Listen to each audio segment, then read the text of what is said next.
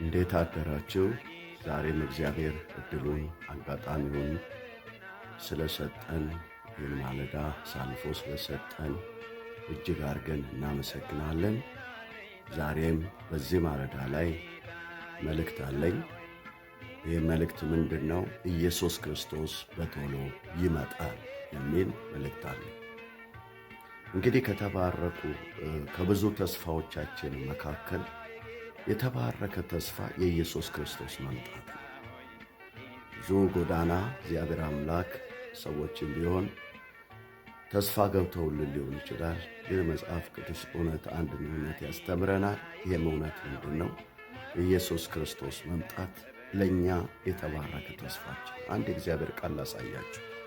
በዚህ በራእይ 22 ቁጥር 12 ላይ እንደዚህ የሚል ቃል አለ።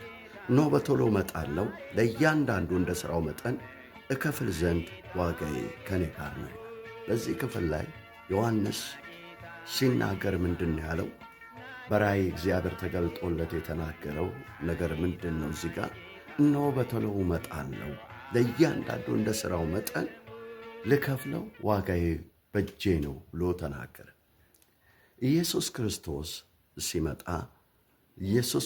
ሲመጣ ለእያንዳንዱ እንደ ሥራው መጠን የሚከፍል አምላክ ነው። አንድ እውነት ላሳስባችሁ እወዳለሁ። ምክንያቱም አንድ የሥራ አለቃ የሆነ ሰው ከስሩ ያለውን ታዛዡን ሰውዬ ወይ ሰራተኛው አንድ ትእዛዝ ሰጥቶት ያንን ሥራ ሰርቶ ባይጠብቀው ያ ሰውዬ ደግሞ ቢመጣ ምን ሊፈጠር እንደሚችልበት አስቡ። እኔም አንድ እውነት የምነግራችሁ ነገር ምንድን ነው?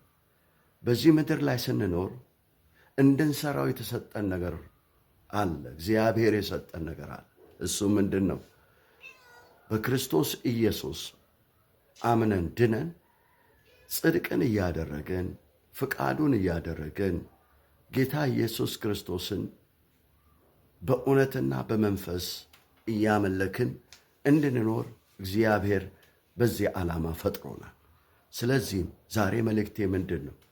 ኢየሱስ ክርስቶስ በቶሎ ይመጣል።